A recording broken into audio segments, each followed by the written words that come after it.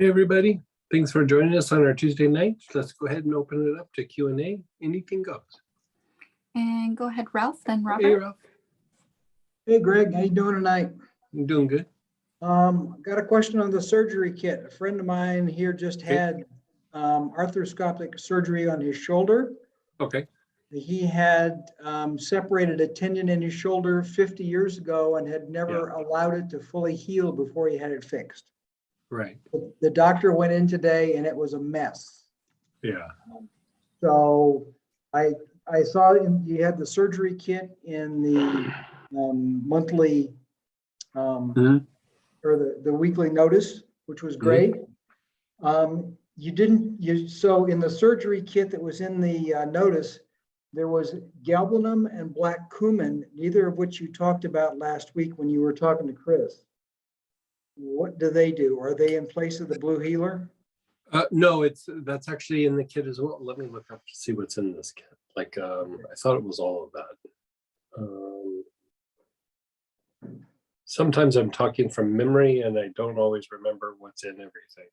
Okay. Yeah, hold on just a second. Let me look it up.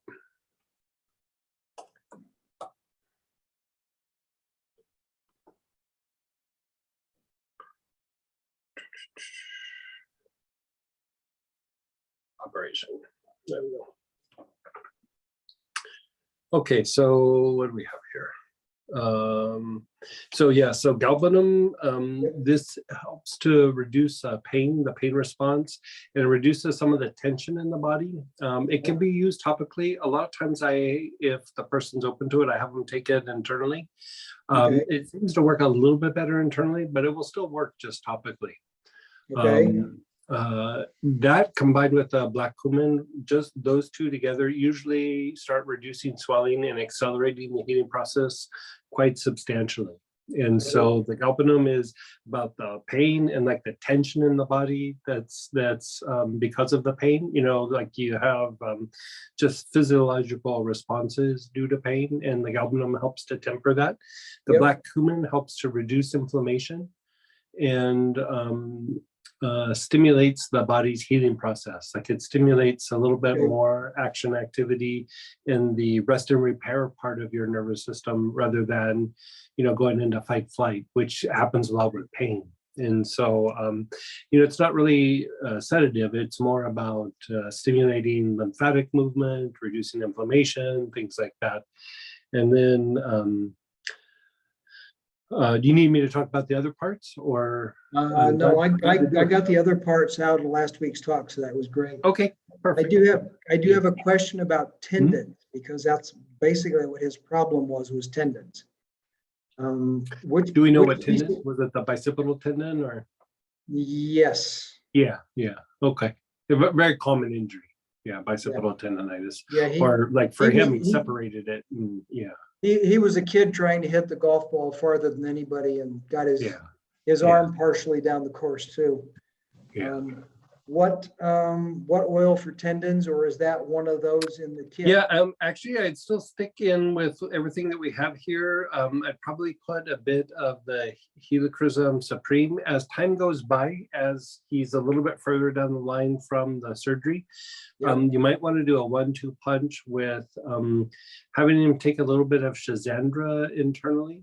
Not right off the bat, but like, maybe 30 days out from the surgery. Okay. A little bit of Shazandra internally, and then like on the site, pepper supreme, or like some form of pepper, or that blend viscosity. All of them are going to have an effect on releasing fascia. Actually, another one that's a little bit of a sleeper in this area, but is very, very effective, is the Palo Santo fruit. It's a bit different than the Palo Santo wood. It's really good for releasing fascia as well. And so, you have the tendon up here, but you'll also want to work the arm, because like this turns into the tendon up here. So treat the site, but spend a lot of time treating the front part of the arm. So Palo Santo fruit in like witch hazel on the shoulder and arm area? Yeah. Okay. Yeah. I mean, you could even do it neat. Like either way. Okay. And the reason for the schizandra and the Palo Santo fruit or the pepper is you're helping to release the tension in the tendon. You're releasing some of the fascia in the tendon, which is allowing for blood to get deeper into the tendon. And it's like that combination, they say like it helps to build tendons or to strengthen ligaments. And basically your tendons and ligaments have a really poor blood supply. And when there's a lot of fascial restrictions, just not very much fluid gets in there. So the less fluid that gets in, the slower it is to heal. And so, you know, like back in the old day when I would work with athletes and they would injure a ligament or a tendon, you know, a lot of times it was some form of tendonitis or like a small tear in a tendon. Right. They'd make some sort of statement to the effect of, I wish I would have broken a bone because that was going to heal faster than the tendon.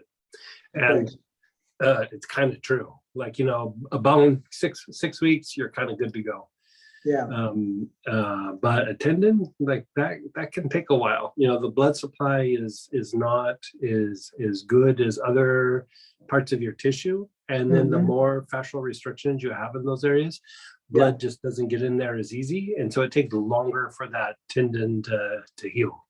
Okay. So the schizandra in the either Palo Santo fruit or pepper or something like that will really help that to heal at a much more rapid rate. Okay. All right. Yeah. Cool. Thank you very much. Yeah, you're so welcome. Keep me posted on that. You know, it's kind of an odd thing, but sometimes shoulders can take a little longer than other parts of the body. Like the knees and the shoulders can be a little bit more obnoxious, like when it comes to the healing process. So if there starts to be things that we need to troubleshoot, let me know. Okay. I will. Thank you, Greg. You're so welcome.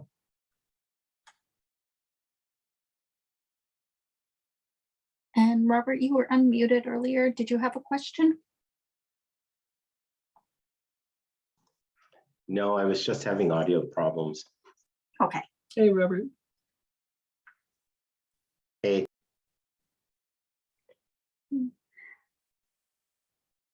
Go ahead, Kathy. Hey, Kathy. You here. Hi. So as a reminder, I'm the one with the face pain. And it came back. It's been about 5 weeks now. Oh, you're kidding. Really? Yeah, it was gone for 5 months. And it came back. And I've looked at everything. I don't know if you have a thought. I've looked at stress. I've had a few stressful things, and of course this causes me stress. Oh, of course. And, I've, you know, I'm trying to use a pendulum. I've been asking it questions and I just can't figure it out. I mean, obviously it was gone, so something happened. How's your breathing? Oh, I forget to breathe, but when I feel stressed, you know, I take deep breaths. I try to have like 4 or 5 breaths a minute, so I'm not over breathing. Do you feel like a shallow breath, or like if say you bend over and do some things or go up some stairs, do you get a little bit winded kind of? No, I don't get winded at all. Okay. But I've been reminded, like, I kind of forget to breathe, you know, like consciously. Okay. But I don't get dizzy or lightheaded or anything. Yeah. Okay.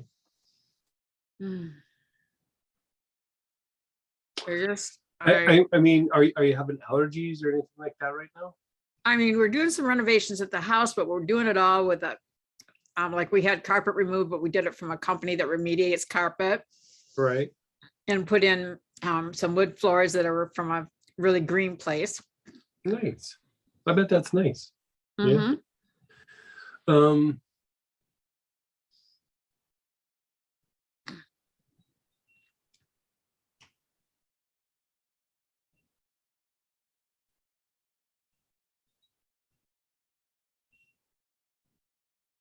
And I try to be positive about it, not to look like. I don't think there's a psychological component to it. Like if it is, it's just like body stress and stuff. Like I really think there's just some physiological thing that pops up for you from time to time.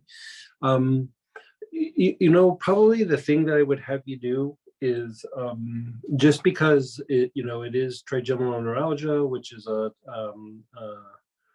nerve pain.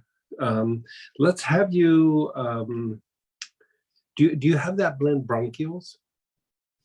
I'm ready to order some oils, so if I don't, I'll order it. Yeah, Because so let's have you use bronchioles, but like even tonight, if you don't have bronchioles, use something like larch or hyssop, or I for sure have hyssop. I can't remember if I ordered larch or not. I might have. take some long, slow, deep breaths with that, and let's just have you start doing the thing where you unwind the actual bronchioles.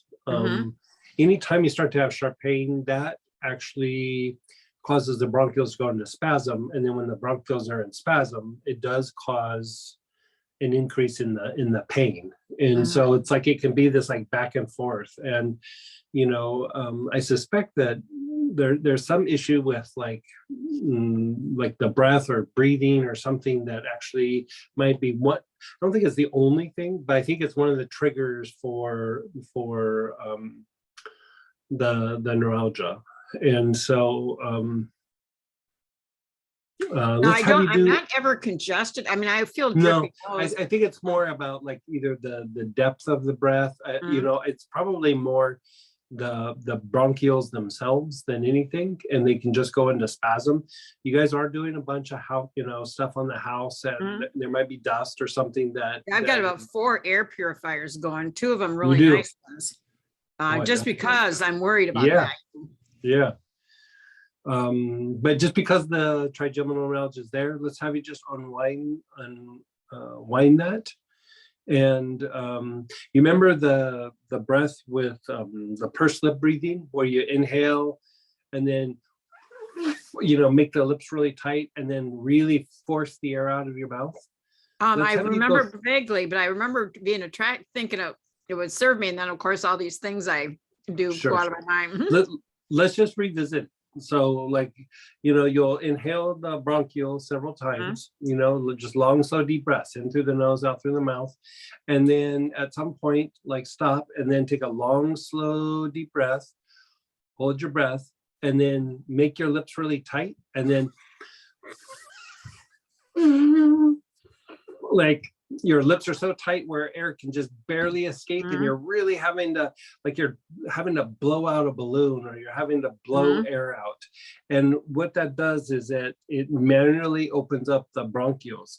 And this is a thing for not just for pain management, but this is actually even part of a thing for like spiritual practice. Like you look in the Tibetan tradition and the Buddhist tradition, they blow the conch sometimes. And in the Jewish tradition, they have that like kind of curly horn that they'll blow.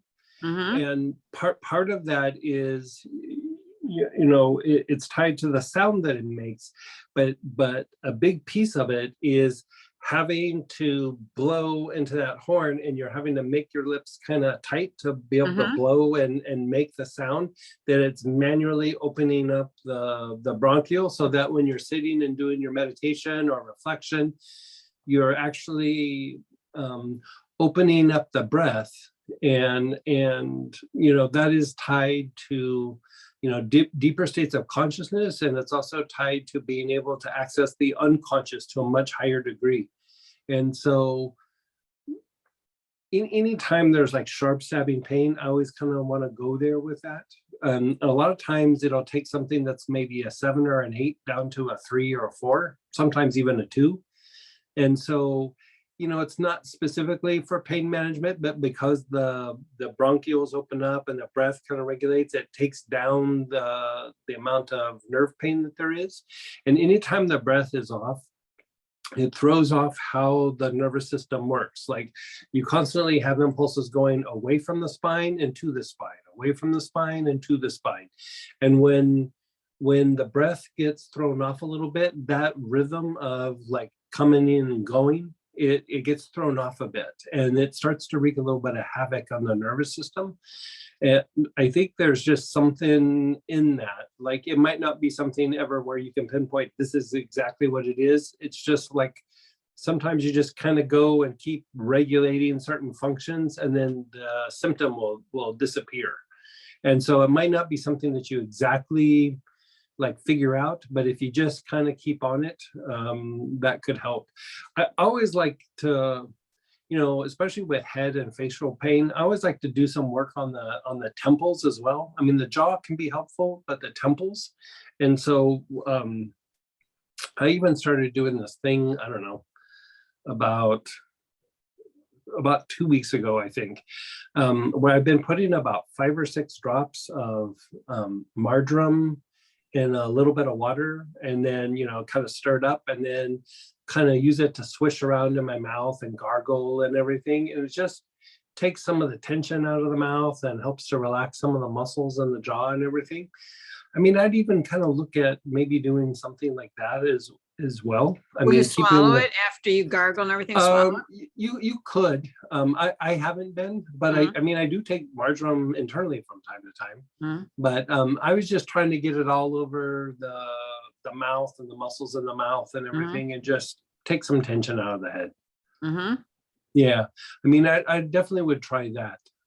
Like, Well, I think, I'll order the bronchioles like tonight, and then should I do hyssop in the meantime with the pursed Yeah. lips? yeah, do hyssop. Yeah. Because I have a lot of oils. If there's a better one, I probably might have it. But Hyssop or larch would be my first 2 go-tos. and then I'll definitely gargle with the marjoram. Yeah. I was thinking And, of fasting, maybe a water fast, just something. I don't know. I mean, could help. It's hard to say. Even a little bit of the galvanum internally, you know, or Well, actually, that's why I was going to galvanum order oils, because I ran out of that. I was doing that pretty much Yeah. daily. that could be quite helpful. Like it helps just take the edge off the pain. And the thing is like the pain causes the body to have a response of like tension. You know, it's completely the body is just trying to manage the pain, so it tries to tighten up and splint that area. And so the galbanum really helps to unwind just that response. And so it can be quite helpful. Is 2 drops enough, or can I? I'm ready to take the whole bottle, I'll tell you. 2 or 3 drops. I mean, there's been times where if I've been in a lot of pain, I take 4 or 5. Yeah. Yeah, we'll definitely take the edge off.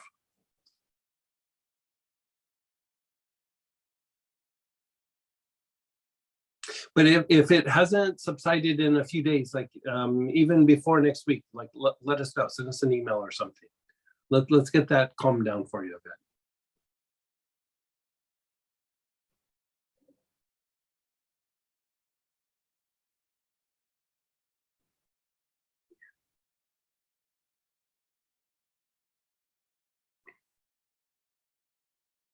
And I don't know if you're trying to say anything, Kathy, but we can't hear you. But I do want to let you know, I'll make sure our shipper knows to get that to you quickly. Yeah.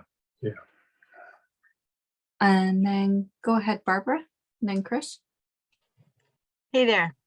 Hey. Hey. The tip of my middle finger in the left hand sometimes blanches white, and it doesn't have to be really cold outside. Like it can happen in 40 degrees. Okay. Is that related to pressure, or is it a temperature thing, or? Does it ever blister? I haven't noticed it blistering, but it'll blanch almost white sometimes, and every other finger's fine. And how big of an area? Just the tip, the last. Just portion like the very tip. Well, no, the whole last digit, part of the digit, last third of it. Like 1, 2, 3, this whole. The The distal whole. tip of it. Yes, the whole distal third of it. Okay.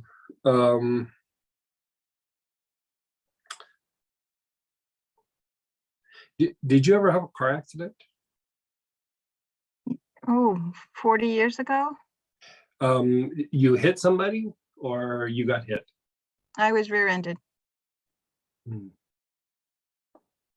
Oh, well, a year before that, or months before that, I was in one that the car rolled over. Okay. Yeah, I mean, this can happen. Like a lot of times where we see it is it's usually like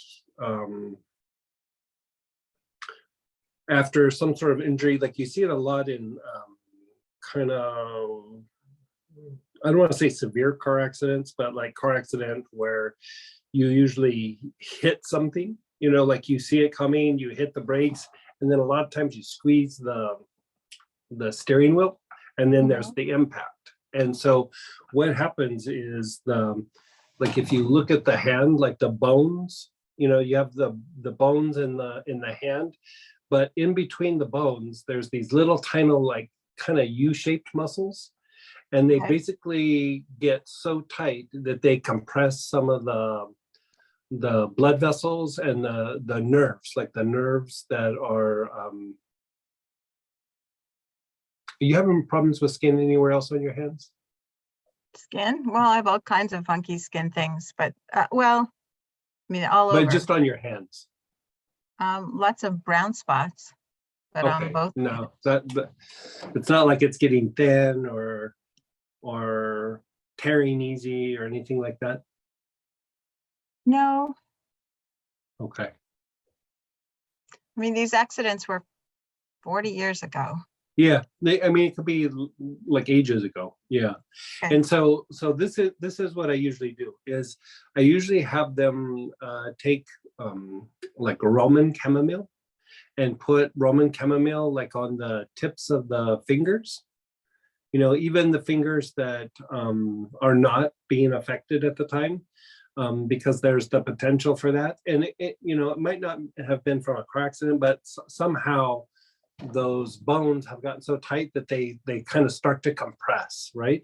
And so put the chamomile like on the tips, and you know, you can put it elsewhere, but especially on the tips, it's to calm the nerve down. And then like kind of take your fingers like this, like you're doing a pinching motion, and like kind of dig the top finger like in between those bones and like pinch it for like about 3 to 5 seconds, and then go down a little bit lower and then a little lower. And so between each bone, you're going to pinch like 3 or 4 times, and then go to the next one and like pinch, pinch, pinch. And then sometimes you can kind of even get in there. And if you can see my hand, I kind of rub it back and forth to get the fingers deeper.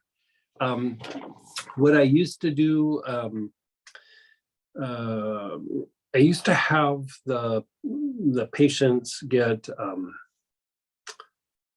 you know, like when you're a little kid, you would get those erasers that were not at the end of a pencil, but they were just those little fat erasers that kind of came to a tip. What's that?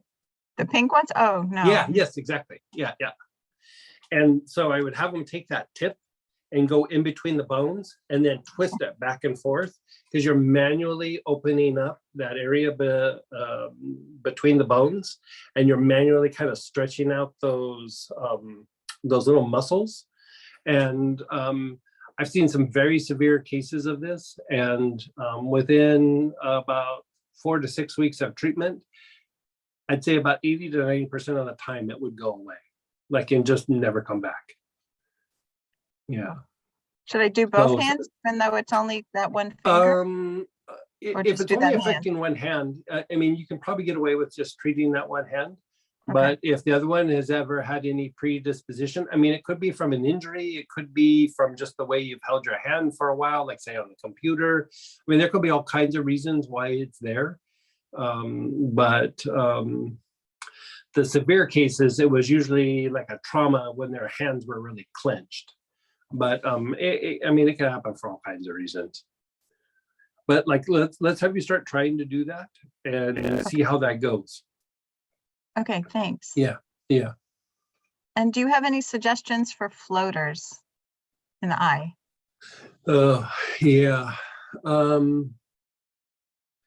You know, whenever I deal with eyes, you know, because those are like little, I mean, you have like little dots, or you just have the little wiggly line things that kind of float around? It's more the little stringy webby things. Yeah. And they come and go. I always go to like hydrating the eyes with just like, you know, a saline solution. And the thing that's nice about, like, you know, you go to the drugstore and you get, it's not just that it's saline solution. There's actually like a lubricant in it. And anytime that there's eye issues is hydrating them is always the thing to do. And so that, and then you could combine Shazandra. Yeah, I've that been doing could, that for the Shazandra for a while, actually, daily. and has that helped or no? I don't know that it does. I mean, the last time they appeared, I might have been a gap in when I was using it. That it seems Okay. sort of cyclical. Like I Right. had them for a while and I don't have them. Yeah. I would have you still take the Shazandra, but like augment it with getting just a like, you know, drops for the eyes, you know, and Okay. it not ones for redness, not ones for irritation, just the eye lubricants. You know, they're just, it's like a saline solution with a little bit of a lubricant in it. Right. And it just helps. Anytime that you hydrate the eyes, they recover faster. Like, you know, it cracks me up. Like I'll put drops in my eyes and all of a sudden I'm like, wow, I can see better. Like, you know, it's just the eyes get dry, and, you know, it could be the season, it could be allergies, it could be, you know, the air, it could be you have a little bit of a sinus issue, it could be a little bit of your immune system. You know, there's all kinds of reasons, but like if you hydrate them, they usually start bouncing back kind of quickly. Okay. Thanks so much. You're so welcome. And go ahead, Chris. Hey, And Chris. Sahachananda. Thanks, Sam. Hi, Greg. Hey. Hey, question. Acid Mhm. reflux. What's a Mhm. good protocol for that? Yeah, boy. Let's see, reflux. I mean, I think You know- what we were having people do, like, weren't we using the Well, the ginger and the ginger tonic. Yeah, the ginger and the ginger tonic, which it has like apple cider vinegar, and then the herbal ginger, and then the essential oil ginger. A Mhm. lot of times that will knock it out. Okay. You know, it takes a little while, but if you start doing it kind of daily for a little bit, it will knock it out. One of the other tricks is this doesn't always work, but it works often.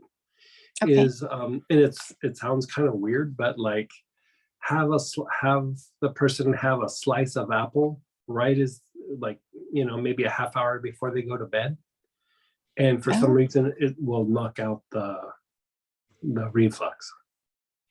All right. I mean, it doesn't We'll experiment. always work. What's that? I said we'll experiment. Yeah, but Okay. you know, there's something about, you know, even the vinegars, apple cider vinegar, like there's something about the apple that's really good for this condition. And so I usually start with that. You know, I also will treat the liver a bit and everything, but just to keep it simple right off the bat, doing the ginger tonic, and then the apple slice, a lot of times that will knock a lot of it out. Great. Thank you so Yeah. much. Yeah, you're so. And then friend of mine just had a root canal, and then she's still feeling some nerve pain. Mhm. Do you think helichrysum would be? Helichrysum for might that? work, but in the mouth, a lot of times the go-to one could be clove oil. Clove. Okay. Yeah, clove oil is a Mhm. very good pain reliever. It's if there's still some bacteria, you know, a little bit of an infection, it's really good for knocking that out. But clove oil, even topically on the body, is really good for nerve pain. And you know, you wouldn't want to put it just directly on the body because it would be a little bit caustic, but usually blend it with other things like the nerve, you know, the pain relief, you know, neuropathic, the 1,4 nerve pain has like clove in it. And so for teeth pain, especially the nerve, I usually have them, you know, you could put it on a Q-tip and like dab it in the area, but I mean, a lot of times I just have them put a few drops on their finger and then just rub it on the spot. And if they do that a couple of times a day, every day for a little bit, the nerve usually calms down. Yeah. I had a client one time was backpacking, and they broke their tooth and they put clove oil on the tooth and actually pulled their own tooth while they were backpacking. Oh gosh. Yeah. Wow. Okay, so just put hardcore. so just put put it neat on the teeth, Yeah, the yeah, gums? yeah, yeah. Clove yeah. by itself, right? Yeah, Don't need yeah, to yeah. mix.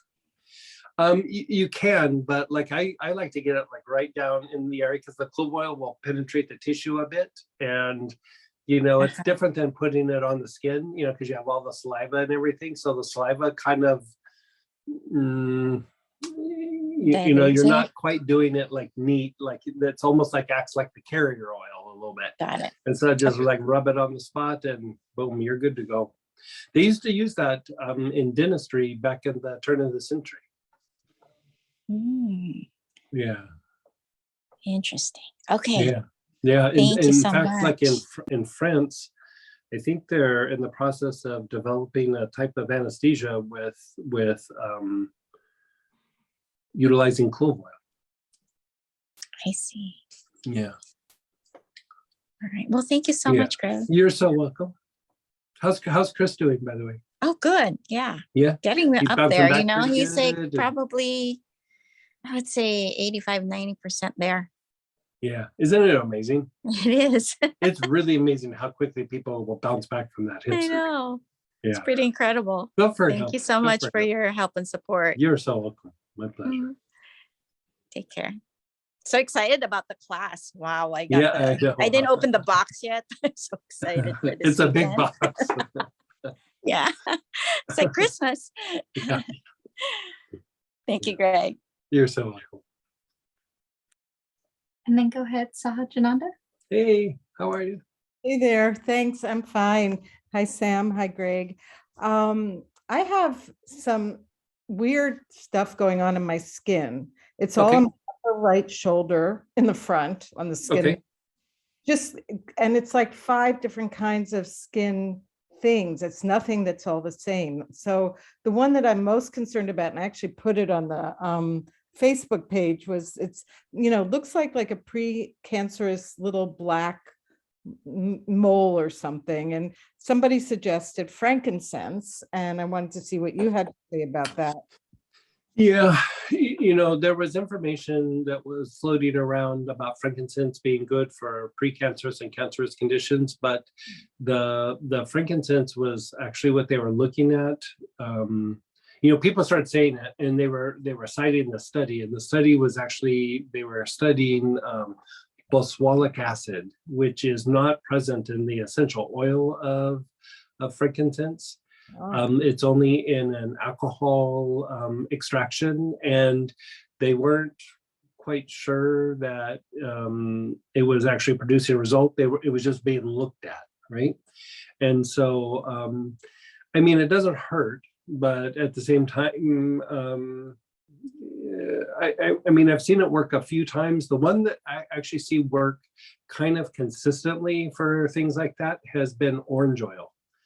And I never say like, oh, this is going to be the treatment for it, but if you're having it evaluated and looked at and you're watching it,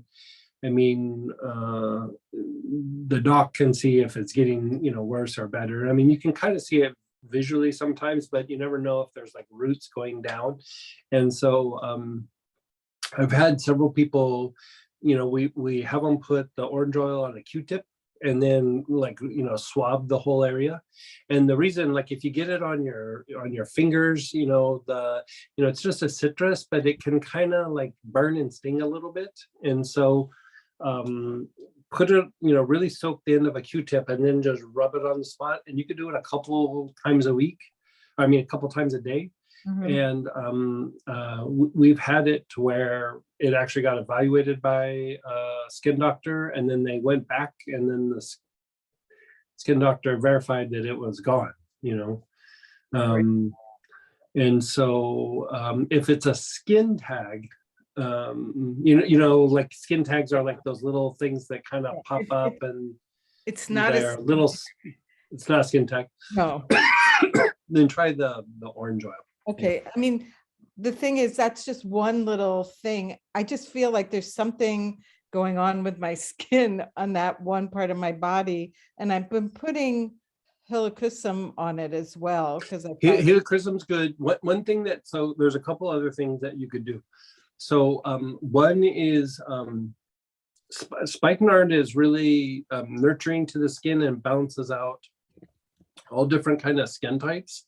And when there is skin irritations that have gotten really aggravated, spikenard can be very helpful for that. It doesn't always nail it. I mean, skin can be really tricky to treat.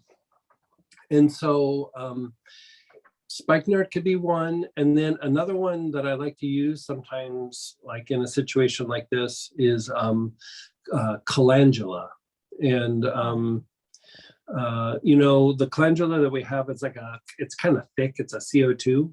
And so I can make it into like a little ointment for you rather than you having to mess with it. You know, because it's like thick and sticky, and like, you know, even if you have it in a bottle and you turn it upside down, it doesn't come out very much. Like it's you know, it's a CO2. CO2 sometimes come out, you know, CO2 just basically breaks down the physical matter, but it doesn't mean that it's still not like a solid, almost like a resin. And the CO2 of the calendula is a little bit like that.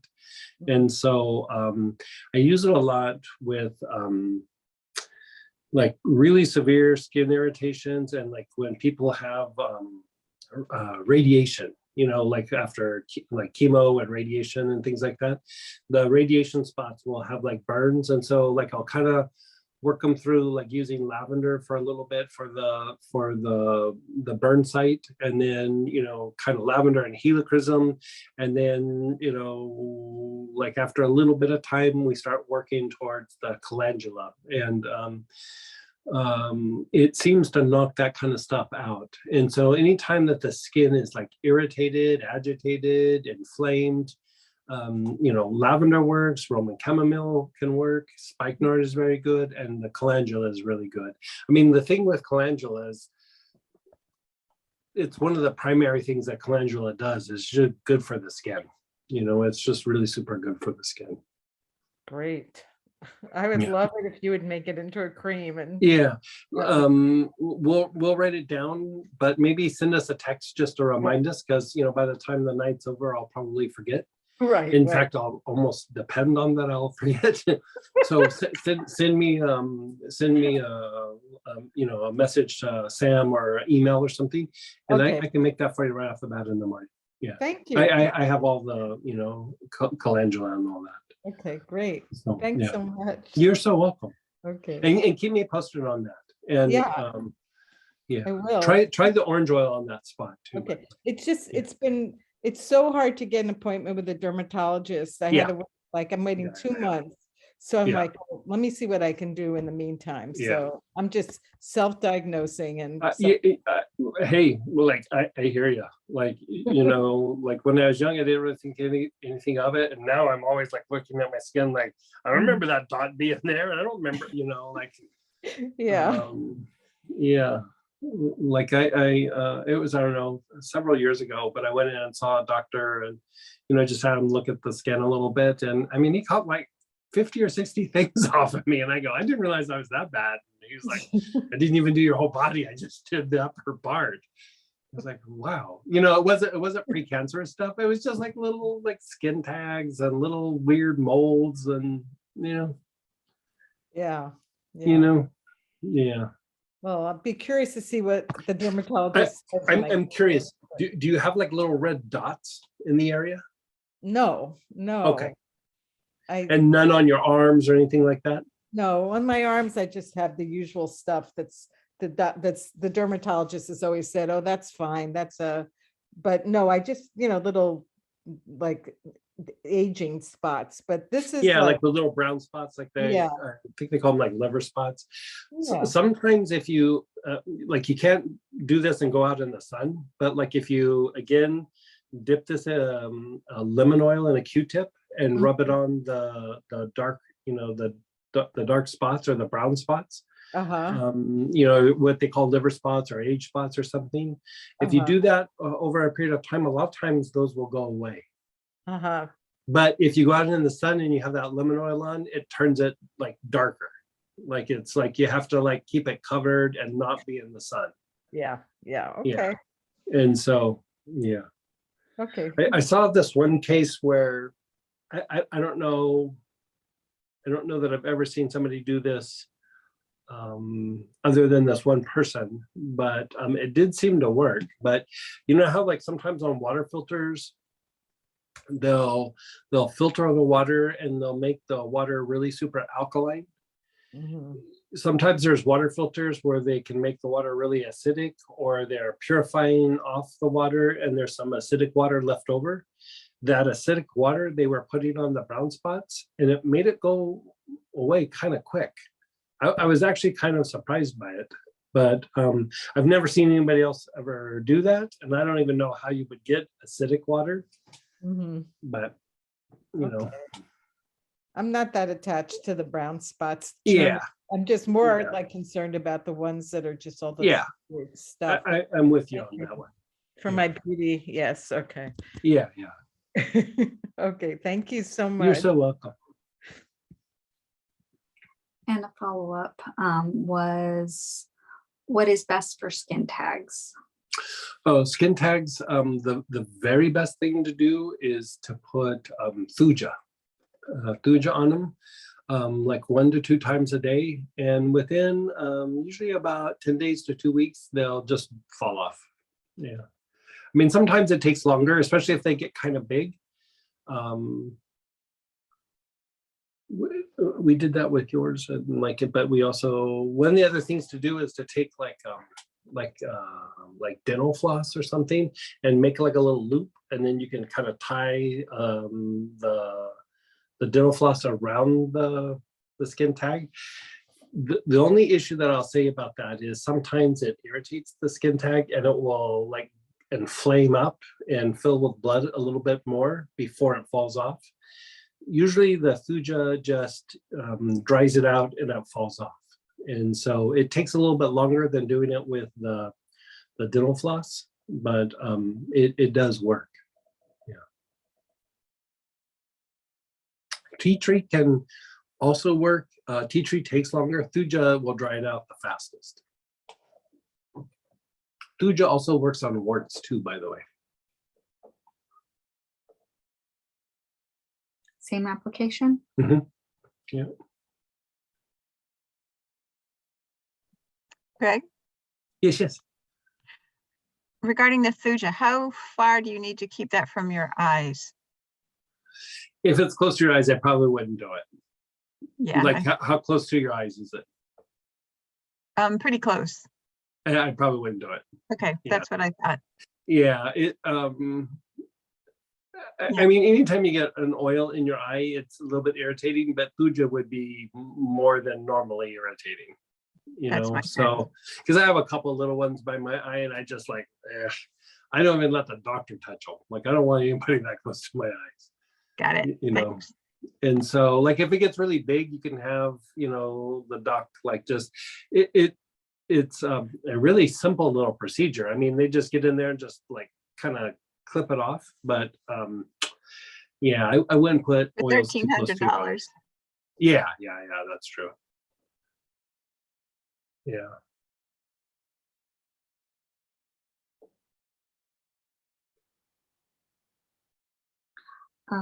Somebody did let us know that you do have a thing for the heartburn also in the etheric healing book, which is cardamom and black pepper with digestive pattern.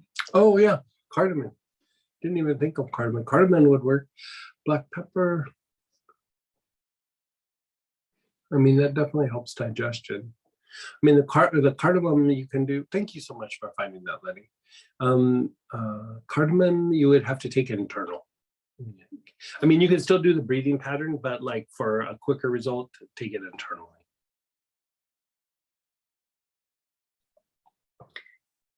My son, Matt, 46, just had a stent put in today for heart blockage. He'd felt tightness in his chest. I was wondering if Greg could take a look at him. Doesn't have to be. Oh, sorry, I didn't realize that was. Hi, Greg. That's me, Miriam. Hey, Hi, how are you? good. So what happened? Well, he let himself. He brought himself to the hospital yesterday, Okay. and his chest was tight, and I guess they found a blockage, and they put in a stent today. Okay. I mean, to me, this seems awful young, but Yeah, because he's like super young, isn't he? 46. is what? 46. Yeah, I was gonna say he's super young. Yeah. Hmm. I'm not getting that word. Sorry. Oh, I just said he's super young. He is super young. Yeah. He is super young and he's pretty healthy, except he does have a lot of anxiety, and that's what I think the deal is. But, you know, I was wondering if you could look at him, you know, take a look at him. Do we know what his cholesterol levels are? I don't have any information.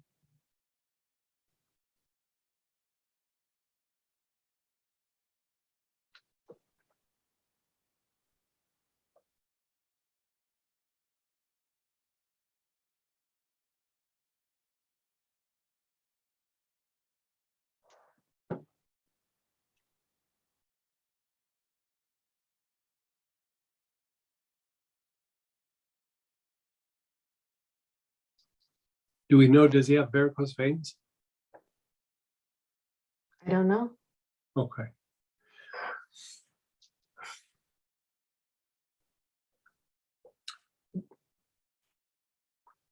Wouldn't he? So be this is really- what I would do. Yeah. I mean, I would put him on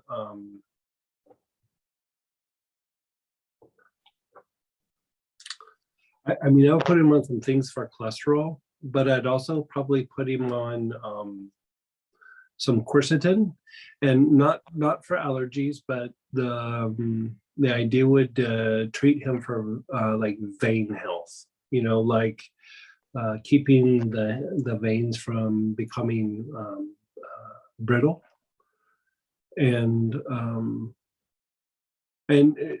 no blood pressure issues that we're aware of, or Not that I'm aware of. okay. I would do that. I would treat him for cholesterol and some quercetin like daily,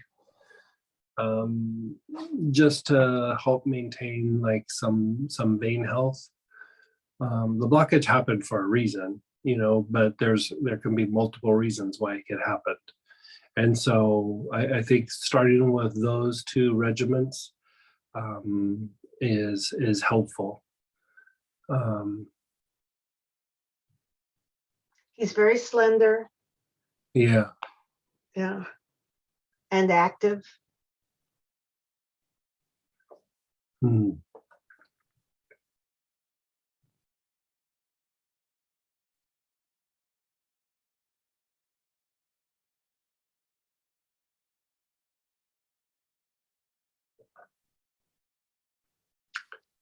What did the doctor say? Did they put him on like an aspirin regimen or anything like that? Well, I know last night they put him on, is it heparin? Yeah. Is that Okay. right? Yeah. And they gave him 3 EKGs yesterday. The first was not quite right. The next 2 were fine. And then they did the catheterization this morning. And I have not been able to speak with him. He's sleeping. Yeah. So like this is what I'd say. Like if it was minor and they didn't have to do the stent, I would probably put him on something that had like a blood thinning effect, which could be something as simple as like lemon or something like that. Or like willow bark, you know, from the health food store. Another one that we don't ever think about for blood thinning properties is ginkgo biloba.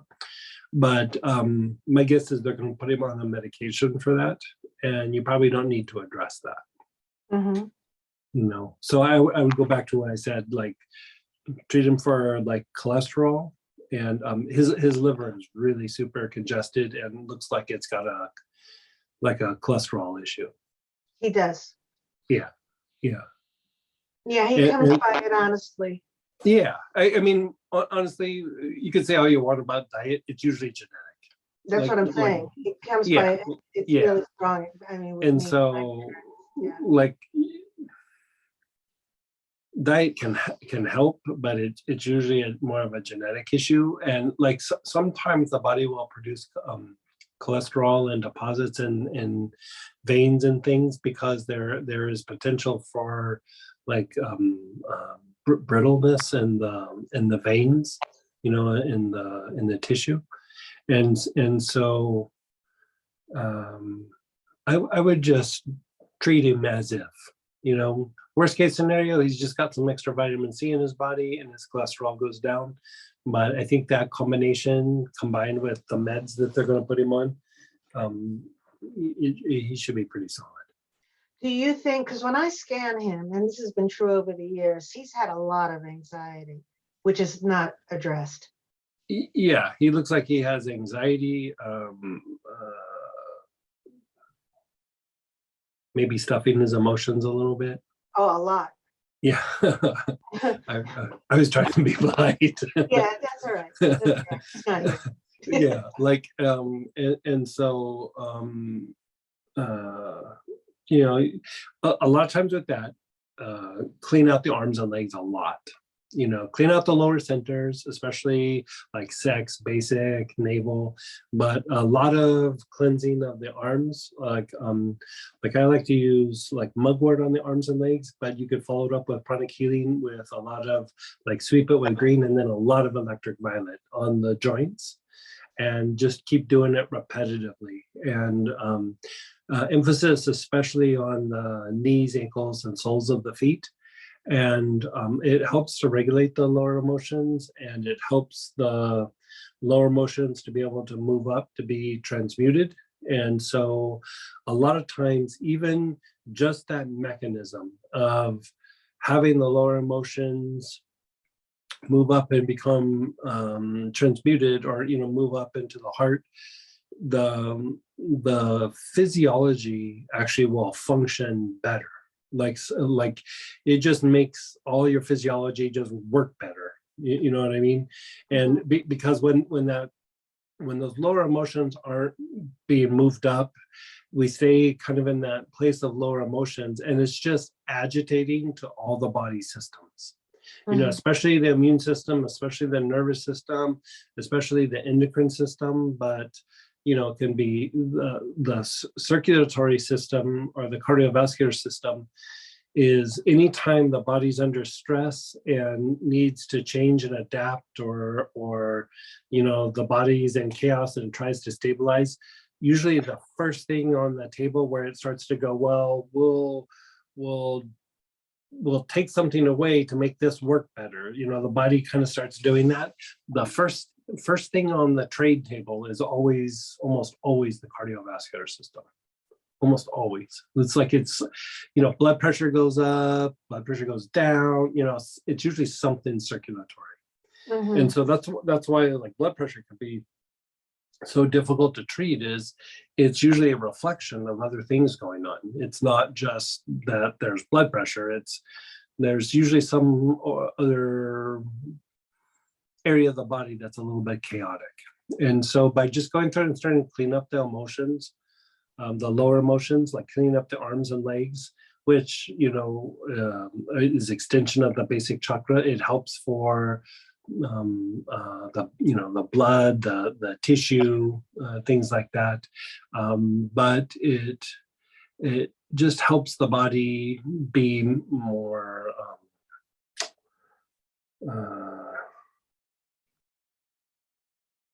it just helps the body function better, you know, the processes of the body.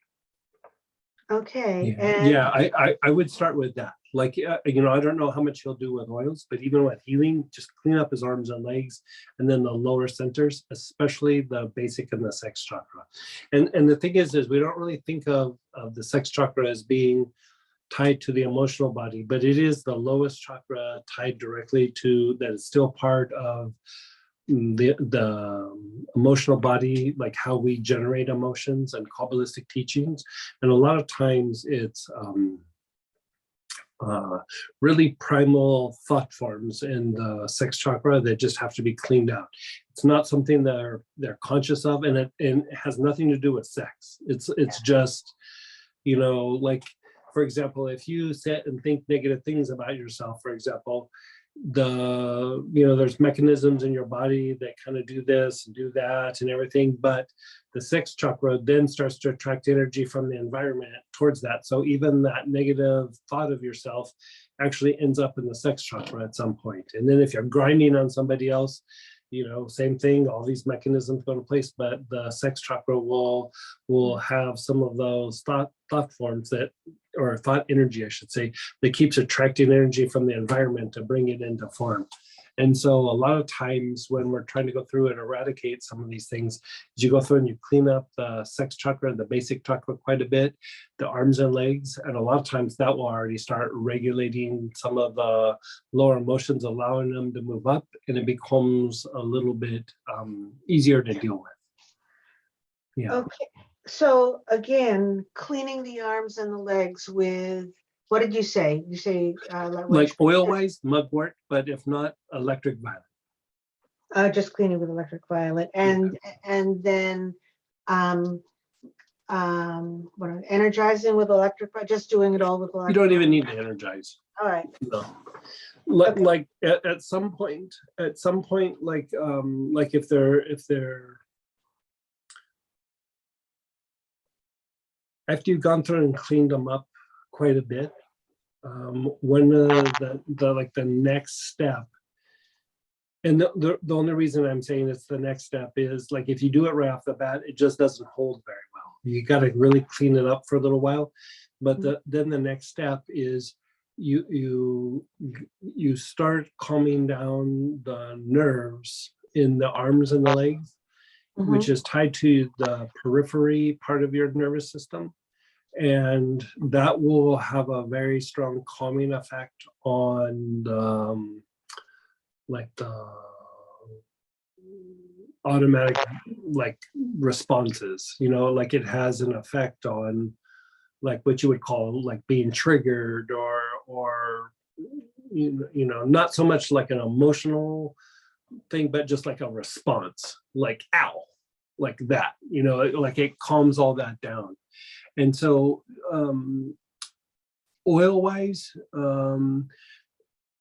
like spikenard works, jasmine works, like even rose would work, even lavender could work. Spikenard is probably your best bet, but you know, there's that blend violet flame. Like I've had people do violet flame on their limbs for that, and you know, it deepens meditation. It helps them to process things, but it calms the lower emotional responses down quite substantially. But they have to be cleaned out first. Like if you just dab it on somebody that hasn't had all that cleaned up, they feel good for a little tiny bit and then it just goes away. Like it needs to be like really cleaned up and then do it. Okay. Yeah, keep me posted on him though. I will. Yeah, he's way too young for that. Yeah. I'll let you know. Okay. Thank you. Bye. Tell Dave bye. I will. Bye.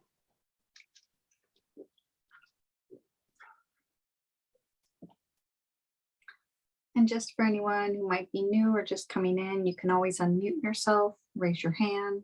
You can type into the chat. If you have a private question, you can always type it in over to me at Samantha Durfee. Someone asked, which ointment would you recommend for neuropathy in the feet? So neuropathy in the feet. So you have a couple issues here, right? So there is a little bit of nerve damage that happens sometimes with the area called the myelin sheath. But you have overstimulated nerve endings as well. And the nerve endings usually overstimulate because of stagnant lymphatic movement in the area. So a lot of times you're going to have to do a little bit of a multifaceted approach to calming everything down. So you can use things to calm down the sensory nerves like vetiver, sage, like either regular sage or Spanish sage, something of that sort. You can put it in alcohol or witch hazel or even a little massage oil, and then rub it from the knee down, like, you know, just like all over. But the thing that's going to bring you some longer lasting relief is something for the lymphatic system. Like, you know, if you look at somebody who has neuropathy, a lot of times the veins are super dilated, which means there's a lot of blood down in the legs. The reason why I like to use vetiver is very good for calming down the sensory nerves, and it's a circulatory tonic that is also it doesn't generate a lot of heat. It's actually kind of cool, and so you're stimulating circulatory movement and you're calming down the sensory nerves all at once by applying the vetiver to the lower limb. And, you know, you're relaxing the muscle and you're just allowing things to flow. And then, you know, rotate that a little bit later, you know, like you could do one and then like give it an hour or two, or one in the morning, one at night, and then treat it with like a lymphatic ointment of sort, you know, lymphatic blend.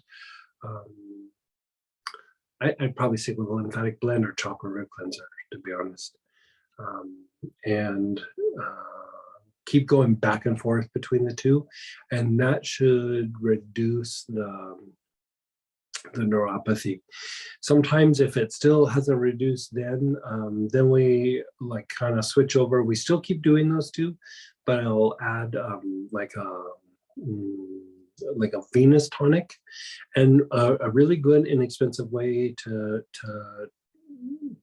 do a venous tonic, which just means having the blood return back to the heart, like moving away from the feet towards the head, is cedar in like witch hazel or something like that.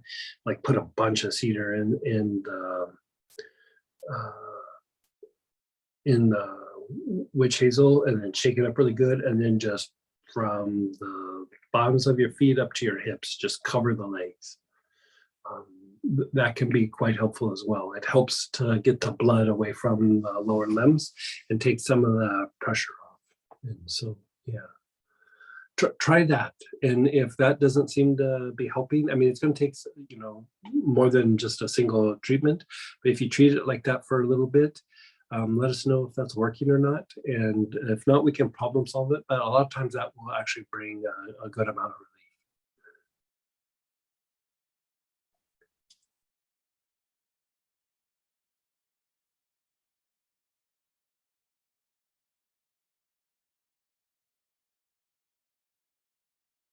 Yeah, go ahead, Letty.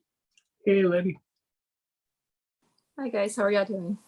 Good, Greg, good. just quick, I know you're the expert here, but for the lady with the skin problem, since like skin and like lymphatic kind of go hand in hand, you wouldn't suggest They that can. work? Yeah, they can. Yeah, sure. And I didn't quite catch exactly what was the skin issue for her, but She I has just several issues. Yeah. I just wanted to name off like the oils that you have listed for irritated and inflamed skin in the Etheric Healing booklet. You have Angelica, Cedar, Chamomile, Helichrysum, Lavender, Myrrh, Spikenard, Blue Tansy, and Yarrow. And those are compressed, neat, or ointment. Right. The tansies are really like the blue tansy and the yarrow are a little bit more for like super inflamed, like kind of like inflamed skin, or like boils. Actually on boils, helichrysum works really well too. But helichrysum can be very good for cleaning things up. But spikenard is really good for balancing out all kinds of skin types, especially if the skin is irritated. If it's really inflamed, the lavender can be helpful, chamomile can be helpful, calendula can be very helpful. Yeah, and then it starts depending on what it is. Like even in that list there, like kunzea is not there. Kunzea would be good for eczema, but not necessarily for if something's super inflamed. And then even like with psoriasis, for example, we've been getting actually kind of decent results with parsley. And spikenard can possibly help. I've even had like some different kinds of fur work, but there's kind of not always like this totally nails it every time. So sometimes you just have to start playing with different things, and eventually, you know, you hit something that works. In the treatment of psoriasis, for example, it might work for a week or two, and then you have to rotate to something different. Like, you know, skin is complicated. You know, it's one of those things where you just start trying some things and see what helps. But yeah, thank you for that. You're welcome. Yeah, and I was surprised you didn't have the parsley here, but I guess suggestion would be the parsley soap as well, because I know I use parsley soap. Yeah. I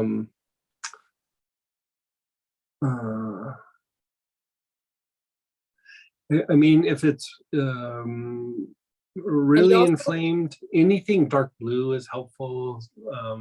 Chamomiles are helpful. Helichrysum is helpful. There's a lot of itching, like lavender or chamomiles can be very helpful. Yeah, it depends. you also gave I'm me gonna have to go back and read my notes. I know. You also gave me a bottle of Tamanu, because I don't know, a while back, it's been quite a while, but I told you I had like a dry spot in my face, and you brought me a big bottle of Tamanu. And did it knock it out? Yes, I mean, like pretty much it did, you know. It's nowhere near like the way it was, so. Right. But I use a combination of like that, and then I go to the parsley, and you know, you kind of right. do different things to try. Yeah. To solve it. Thank you so much, Greg. You're so. Tamanu is super good for the skin. Tamanu is like Kalahari melon. We're experimenting around with some other kinds of like carrier oils for skin issues, but I usually like to treat it on several people for a while before I say like, oh, this is going to work. But you know, there's all kinds of new oils that are always coming out carrier oil wise. But another one is, like, I think we were talking about in the last like a week or two, was prickly pear can be good for inflamed skin. And we're also playing around with like a plum oil and like kiwi seed, and you know, there's all kinds of little funky oils that we're playing around with.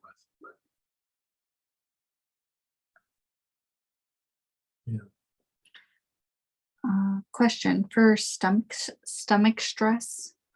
You feel like you did an ab workout at the end of the workday. What would be good to apply to the stomach area? Is it the muscle or the smooth muscle? Like, is it like your stomach itself, or like your abdominal muscles that, like, you know, help you move your body and everything? Smooth muscle. Smooth muscle.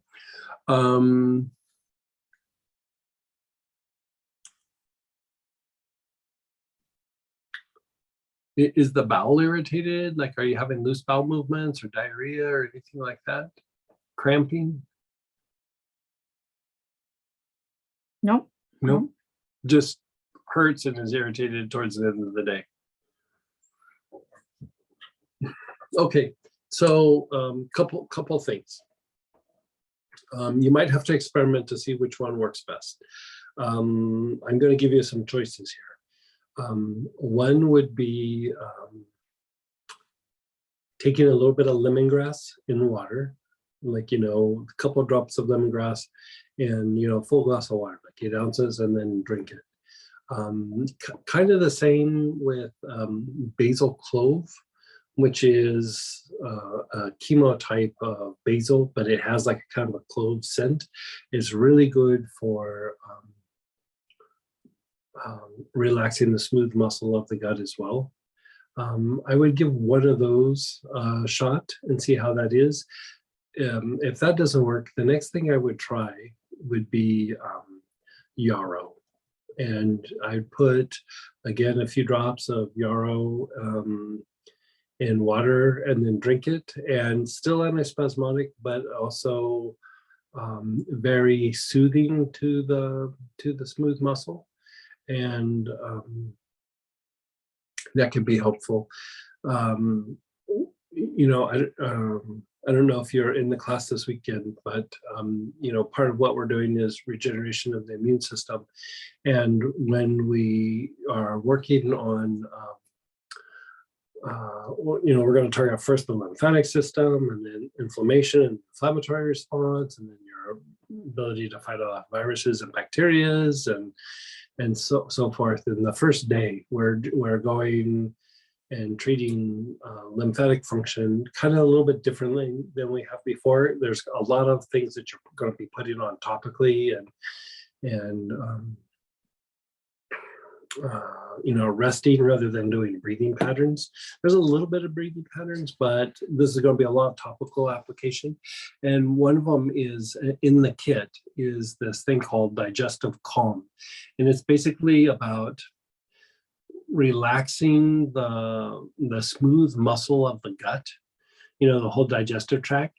And by doing so, you know, it allows for your digestive system to work better.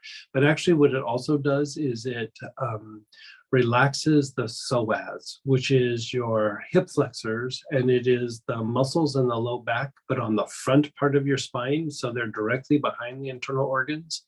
And sometimes when you're having like low gut issues, sometimes it's the smooth muscle, and sometimes it's referred pain from the psoas, but into the gut. Like it can go into the gut, it can go down into the sex organs, it can go down the leg, it can mimic appendicitis, you know, it can cause all kinds of issues. And so by going through and treating this on a regular basis, like basically I've made it into like a, and, you know, I call it body tonic because we if it's alcohol based, I call it a liniment, and if it's a body tonic, it means it's witch hazel based, right? And so, you know, you're just gonna rub it all over the abdomen before we do some lymphatic work on the gut. And the idea is to move the lymph in the gut to reduce like food sensitivities and food allergies and things like that. But the byproduct of it is that it relaxes your hip flexors and it relaxes the diaphragm a little bit, and it, you know, it kind of opens those things up. But it will, if it's smooth muscle, it will relax that, and if it's the psoas, it will also relax it. And so, you know, if you inhale it, it helps. But this is one of those ones where it's just best when it's just topically applied. You know, the breathing will get it there, but it will just take longer. The topical application, you can put it on, lay on the couch, and it usually starts affecting you almost, you know, within a few minutes. So one of the things that happens that we don't really think about, like when you've had like traumas, or like when people have been aggressive to you, like what people would call psychic attack, or when, even if it's like a car accident, or you fell down, or, you know, whatever it is, like any sort of issue with that, the body goes into a protective mode where it tries to protect the throat, and it tries to protect the internal organs. And so what happens over a period of time, you know, as we go through and we deal with traumas of normal everyday life or big difficulties, is there starts to be more and more tension in the gut. And so even if you reduce stress and all this stuff, the gut is trying to tense up to protect itself. And what happens over a period of time is it just stays wound up and doesn't relax. And so it can produce anxiety, it can produce inflammation, it can aggravate the hip flexors, it can, you know, it can do a whole lot of things. And it's not tied to a particular incident. It's just the wear and tear of, you know, being in a stressful job, or having gotten into an accident, or a bunch of little micro traumas that you don't even think about. But they're just these little aggressions that kind of come at you, and your body is trying to protect itself, and then it produces these different responses. And so relaxing the gut is always helpful. It helps you to relax. It helps you go into rest and repair a little bit better. It relaxes the diaphragm. It relaxes the psoas, and it relaxes like the area up, like the swallowing mechanism up in the throat. And starts to loosen up the muscles of like the hips and things. And so I would probably give that a shot. If you've signed up for the class, it's going to be in your kit, so I wouldn't worry about it. You know, if not, I can tell you some of the single oils in there, or you can also get either the body tonic or the oil and make your own body tonic. But I can tell you what's in some of it. Give me just a second here. And you're telling them what's in The Digestive Calm. Okay. Yeah.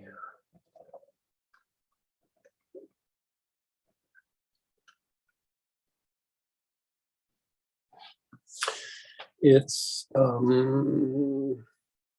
lemongrass, basil clove, anise, tarragon, absinthium, and nutmeg. Nutmeg's another one that is it's really good for relaxing the smooth muscle of the gut, and it helps to open up vessels to allow blood to go into a particular area. So sometimes it's in some pain ointments, sometimes because, especially like ones that are like arthritis oriented, where there's like poor blood supply to a particular area. It can be, it's not the primary treatment, but it can augment things that are already in place. Like, you know, you might use rosemary and cedar and things like that, but, you know, nutmeg could be a part of it. But nutmeg's really good for treating things in the gut because it relaxes the gut and helps improve blood supply to the gut. So even if you took nutmeg and just, you know, diluted it into some alcohol or witch hazel and rubbed it on the abdomen, it would have an impact. Yeah. They did confirm they think the gut thing is protecting from work stressors. Yeah. Oh, yeah. If you have you know, stress or aggression at work or you know, it doesn't even have to be that somebody comes up and yells at you. There can just be like low grade, the threat of conflict. The gut will tighten up. Like the gut will always try to protect itself, because like if somebody, like, you know, a wild animal or something that came at you, the first two places they go for is the organs or the throat, because you get injured there, it's pretty much a done deal, right? And so the body knows this, and so it tries to tense these areas up to try to protect it. And then it just sets off this chain reaction. And so almost everybody's got a gut issue. I guarantee you, almost everybody's got a gut issue. Now for the Digestive Calm, would you, where is this? Somebody asked, can we order the tonic, the body tonic? Yeah, sure. I don't know, have we put it on the site or? Yeah, we can throw it up on the site. I think the 5 ml bottle is on there, but we can make it into a body tonic. Sure. I mean, it's in a body tonic for the class this weekend. So, I mean, it's super easy to do. And now you were talking about absinthium wood, wormwood work? Yeah, wormwood would totally work. Yeah. Like the big hitters here, like for calming down the gut, lemongrass, basil clove, anise, or nutmeg. The absinthium will help. The absinthium calms down nerves in another way, but sometimes it doesn't always relax completely the gut, where those 4 that I just mentioned really relax the smooth muscle. Yeah.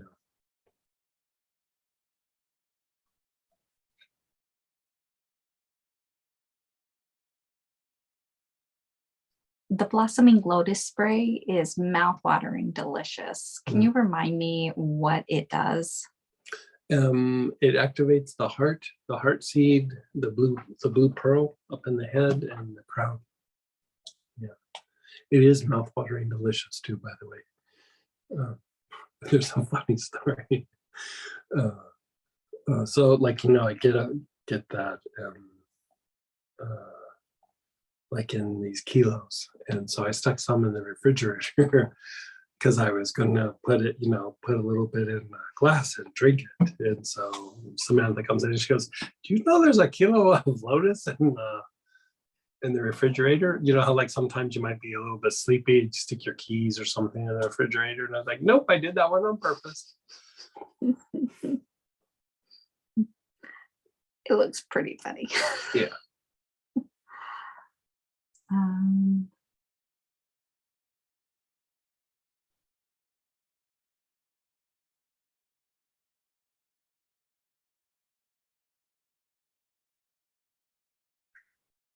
Does Greg have any suggestion for cording axillary web syndrome after breast surgery? I'm currently using Say it again. helichrysum. What is it? AXILLARY Okay. web syndrome. They call it cording, I guess. It comes after breast surgery. I'm currently using helichrysum with a carrier for the scars. Would this be helpful on the cording areas too, since that also has to do with scar tissue? I'm not familiar with that terminology, so yeah. Cording.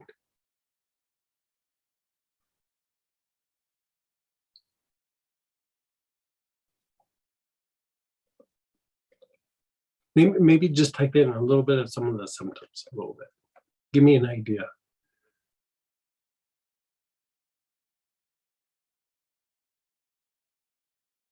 You're on the right track though with the helichrysum. A lot of times you want to keep like rubbing it on bigger areas than just on the painful spots, because it will help to relax some of the tissue. I would also probably rotate it with So they say it follows the lymph node. oh, okay, I got you. Okay. Yeah, that's probably a common term medically, but I haven't heard it called that. With that, what did I used to use? Give me a second here to think this out.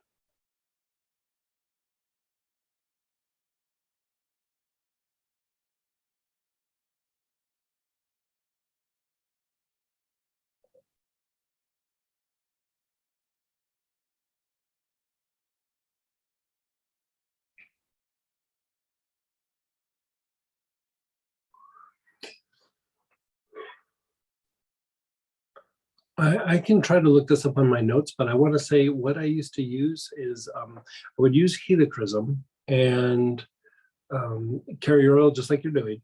But the other thing that I would use is turmeric.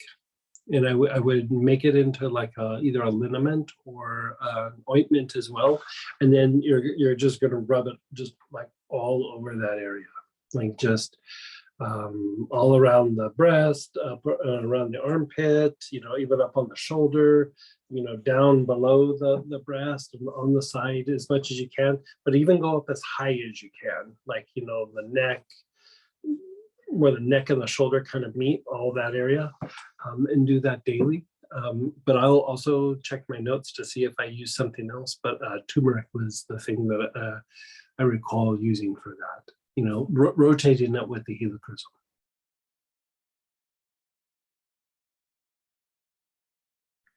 And then back to the Digestive Calm. Mhm. Do we apply it below the navel? I have a tight psoas and want to use it tonight.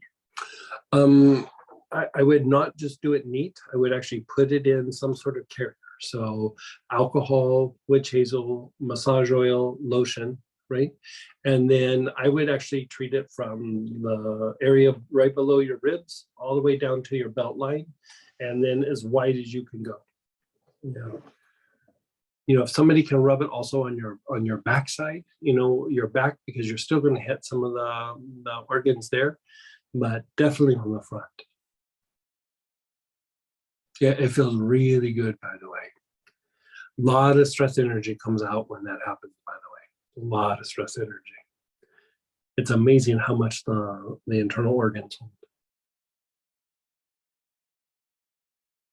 Yeah, if you already have this weekend's kit, Yeah, it's a crack it tonic. open. Yeah. Crack it open. It's a tonic. It's in there. And there's enough for you to use it a couple of nights and still use it for the weekend. Yeah.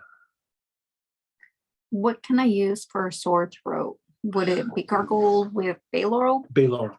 like sore throat. As soon as you start to feel a sore throat, scratchy throat, irritated throat, go right for the bay laurel. Couple drops in water, gargle, couple drops in water and drink it. I even will take a couple drops like on my finger and then go all the way to the back of the tongue and like swab it back and forth there. I usually do all of it because I don't want to have a sore throat. The other thing that you can also do is put a little bit of bay laurel in like a massage oil or a lotion and kind of rub it in the armpit area. Sometimes the lymph nodes are backed up in the armpits and it's causing backed up in the throat as well. So you just want to get all the lymph nodes in the area functioning as much as you can. So you can rub the bay laurel on the throat and everything, but definitely take it internally. Yeah, bay laurel is it's a go-to thing for anything lymph node oriented, throat oriented. Yeah. It wipes out a lot of different, it's very good for treating a lot of different kinds of bacteria. It's antiviral. Yeah. We go through a lot of bay laurel around here.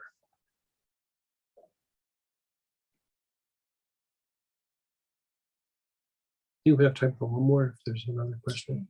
Anyone have one last question?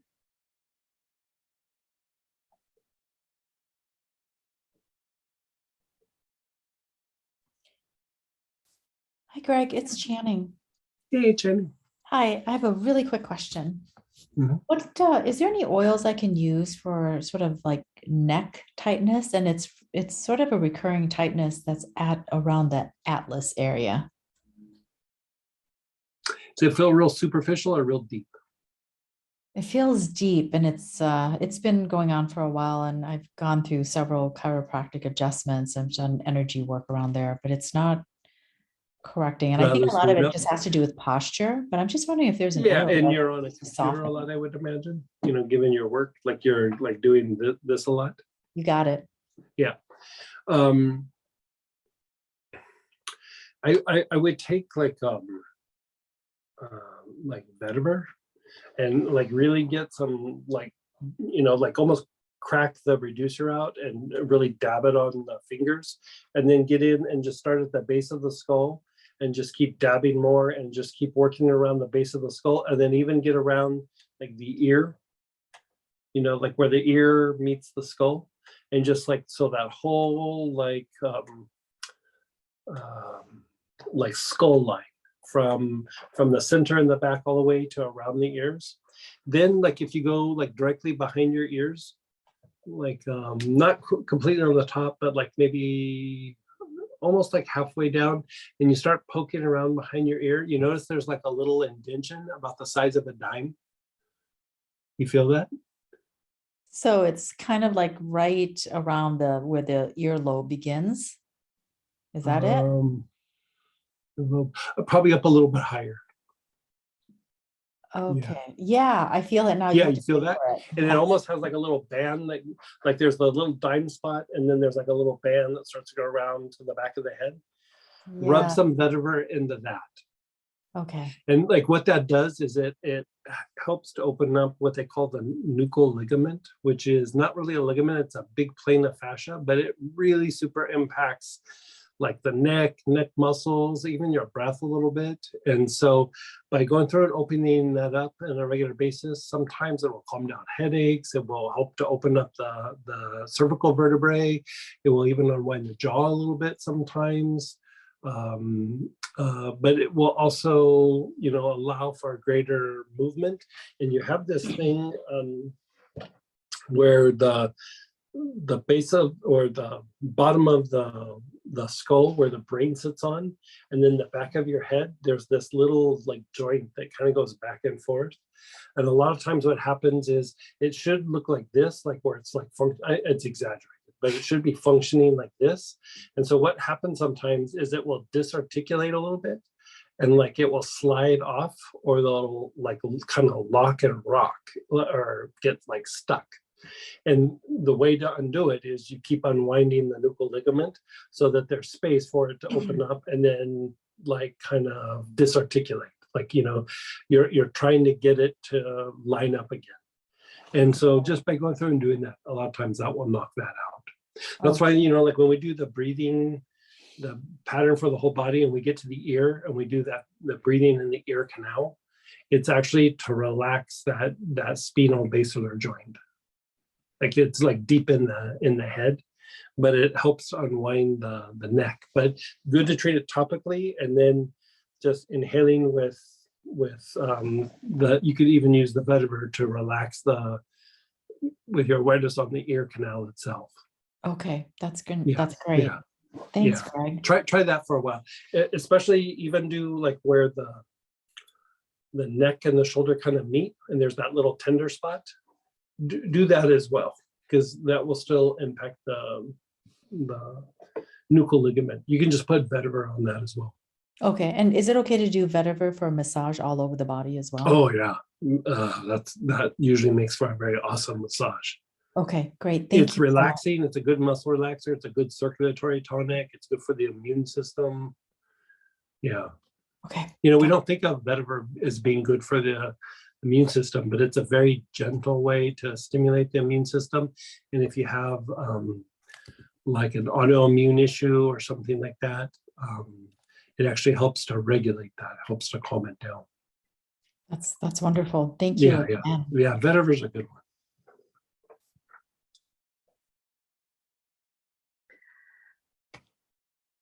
Okay, so I think we're switching over to doing what's in the place of the angel practice. We're going to be working with one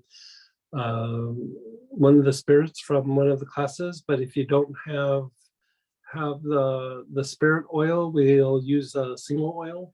So, you know, go ahead and flip over with us if you can, and we'll go from there. And then at 8:15, we're also doing the blessing of the prayer bowls if you want to do that with us for a start. So hope to see you guys this weekend, and if not, I'll see you next Tuesday. All right, guys, I put the link in. It's also in the weekly newsletter. So it does have the oil that you'll need to do the practice, and hope to see you in a minute.